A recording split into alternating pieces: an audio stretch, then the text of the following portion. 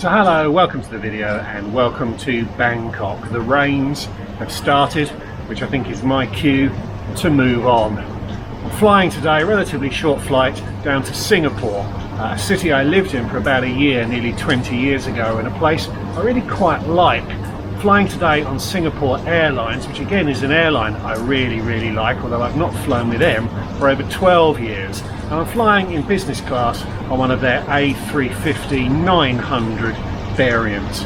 Only about a 2.5 hour flight, and it's the first leg of a 2-leg journey, the second of which is really quite epic. I think what I'm looking forward to most on this trip is being able to compare what an Asian airline feels it needs to offer on a 2.5 hour international business class flight against what a European airline like British Airways feels it needs to offer within Europe. I don't think it's going to be a close contest to see which airline wins that particular battle. And it is. So if you'd like to see what Singapore Airlines business class product is like on these mid-distance intra-Asian flights, stick around. Hi, I'm Matt. I've lived in 5 countries on 4 continents. I've flown over 1.4 million miles. I've visited over 100 countries, every American state, but I'm nowhere near done. So subscribe to see where I go next and perhaps get some inspiration for your next trip. It takes between 30 minutes and 3 hours to get to Suvarnabhumi Airport from the middle of Bangkok, rain being the biggest variable. Taxis get scarce when the heavens open, and if you do find one, they will refuse to use a meter and will demand 2 or 3 times the going rate. It's tempting to think you're being ripped off when this happens, but it's really no different to when Uber deploys its surge pricing. I ended up being driven by a mate of my hotel's doorman and paid about 1.8 times the normal rate. Allow plenty of time when it rains and be prepared to improvise. Bangkok Airport is huge and has 2 international terminals, although they're right next to each other so you don't really notice any separation. It's a big airport and the check-in area is suitably huge, some typically Thai decorations. The Singapore Airlines check-in area was quite busy, but my turn came quickly. I was continuing on to the United States, which you'd think would not be that unusual for a Singapore Airlines customer departing Thailand, but it seemed to completely fox the check-in staff. I don't think the Thai system could see my ESTA details, which precipitated lengthy searches, phone calls and supervisor intervention. Alongside the vaccine checks that were required for travel to the USA, the whole process took close to 10 minutes. The team was extremely courteous and apologetic for the delay, and we got there in the end, but I'm still not entirely clear on what the issue was. I have it on my laptop, but Thailand can be a difficult place to leave. The exit formalities can take some time. You're fined if you overstay your visa, and Thailand thoroughly checks everyone to ensure that overstayers are found and revenues from them are maximised. A 22 to 27 minute wait time was advertised that day, although lots of people were being buffered outside the departure hall, so the wait was probably quite a lot longer. But as a premium passenger, I was able to use the fast track priority lane, which deters casual users by being located right up the far end of the terminal, hidden behind an escalator. Whilst it was certainly faster than the regular lanes, it still wasn't exactly fast. Through and into the equally massive departure area. Pretty sure it's all one space, even if it's notionally divided into 2 terminals. There's lots to see and do, but be warned that it may take some time to reach your gate as it is such a big space. But if, like me, you're travelling on Star Alliance with status, you have the opportunity for a bit of a lounge crawl. There are a few lounges to choose from. EVA, Turkish and Singapore Airlines all operate their own, and Thai operates 3 or 4. I headed first to the Singapore lounge, and it was really rather nice. I'd allowed plenty of time to get to the airport because of the rain, so was in very good time for the flight, meaning it was pretty quiet in the lounge. There was a very strong hot and cold food offering, including a dumpling station. There was also a large manned bar, and all in all, it was an excellent lounge. Cheers. I could very easily have stayed there, but I felt I needed to share the other facilities with you, dear viewer. I didn't make it to the EVA Air Lounge, but next was Turkish's. They operate 2 flights a day to Istanbul with another couple of code shares via Hong Kong, so it was interesting that they found it economic to build their own lounge rather than share one of their alliance partners. It was nice enough, perhaps a little less well appointed than Singapore's. Hot and cold food options again, and again a central manned bar. Nice enough, as I say, but if Turkish thinks they'll recoup the investment they've made from having lots of Star Alliance status holders choose their lounge over the others available, I think they'll be disappointed. And finally, I popped into one of Thai Airlines lounges. The access rules to the various facilities are a little confusing, so I'll not try and explain them, but this one granted me access. Certainly the biggest of the 3 I visited, and I guess Thai got their choice of location as the home airline, so this lounge had some good apron views. There was a strong food offering, hot and cold, although the bar was self-service, which many may prefer, although the range of drinks offered was the narrowest of the 3 lounges I visited.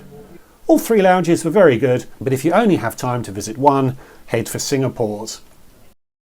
I was able to see my plane arrive from the lounge, and that was my cue to head to the gate, taking care to avoid the unmanned floor cleaning drones. I don't know whether no expense was spared when the terminal was built, but no square foot was spared when it was designed. Have I mentioned it's a big terminal? Into the departure gate, and Singapore does a good job of explaining the boarding process. A short wait and the rather large Group 2 was then called forward. Our chariots today was to be a 3.5-year-old Airbus A350-900, and very beautiful it looked too. Singapore has 3 variants of the A350. I was expecting a mid-haul variant with a nested, pivoted seat layout, but we actually got a long-haul variant that day. This has the same seats as their ultra-long-haul equipment, albeit with an economy cabin up the back. So this was the same seat as the one I experienced the following day on my epic flight across to the US, so I'm actually not going to talk about the seat in huge detail, as I'll cover it thoroughly in the next video. Suffice it to say here, there's a lot of seat in this seat, and it was excellent for this 2.5-hour flight. There's even a mirror in case you forget what you look like mid-flight. I will note that even the great Singapore Airlines doesn't spare you the challenges of the foot cubby, even with their most premium business class seat. What was odd though is that it was offset from the seat. It kind of makes sense when the seat is in bed mode, but it's quite inconvenient if you're taller and want to stretch out whilst still in seat mode. A pre-departure beverage was duly delivered, a decent pour too. Cheers again.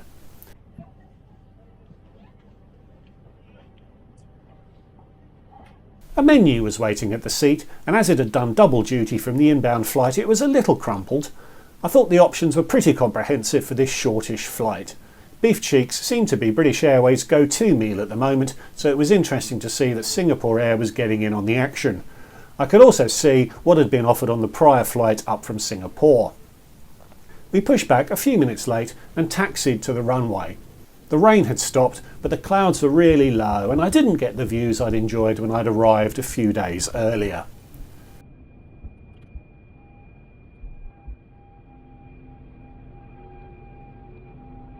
Time for some in-flight service. The massive sturdy table pops up from the side and is massive and sturdy. You can just about wriggle out of the seat with the table deployed if you shove it as far forward as possible. You could also raise and lower it too, which isn't a common feature amongst airline seat tables. Lunch was served, a one-tray experience, but that's perfectly acceptable on a shortish flight. A crab salad, followed by the char siu pork ribs and a Bakewell berry cake to finish, all of which was excellent. Plenty of cutlery too, no reusing of forks on Singapore Air.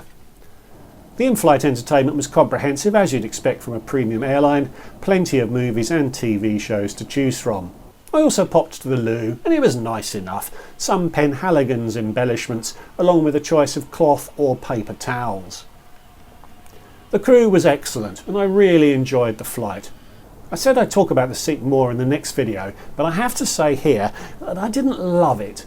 The offset footrest was annoying, although the front row of the cabin had a larger footwell that wasn't set at an angle.